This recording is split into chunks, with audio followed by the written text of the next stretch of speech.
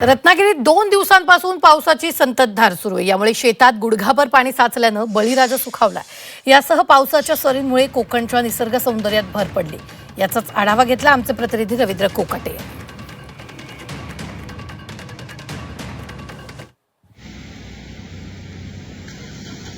2 दिवस पडत असलेल्या पावसामुळे कोकणातला बळीराजा आहे तो सुखावलेला आहे। आपण सध्या आहोत या परशुराम घाटामध्ये।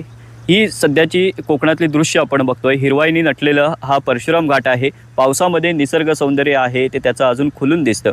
याच घाटामध्ये आपण जर खाली पेडेगावची जर शेती बघितली तर पूर्णतः चिखलमय झालेली आपल्याला पाहायला मिळते। या शेतामध्ये आता सध्या चिखल झालेला आहे। त्यामुळे बळीराजा आहे तो नक्कीच सुखावलेला आहे।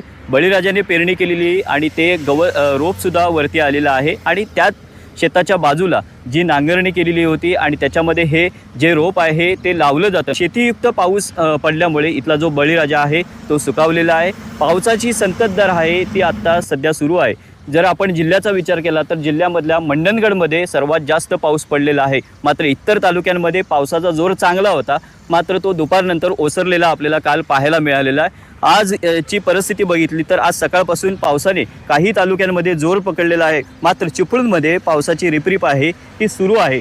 2 दिवस पडलेल्या पावसामुळे दमदार पाऊस झाला, मात्र कुठेही पडझड झालेली नाही, कोणाचंही नुकसान झालेलं नाही। पुढील 24 तासामध्ये येलो अलर्ट आहे तो पावसाचा देण्यात आलेला आहे हवामान विभागाने। त्यामुळे नद्यासुद्धा प्रवाहित झालेल्या आहेत। प्रशासनाने नदीकाठच्या गावांना किंवा नदीकाठच्या रहिवाशांना सुद्धा सतर्कतेचा इशारा दिलेला आहे। रवींद्र कोकाटे, झी मीडिया, रत्नागिरी।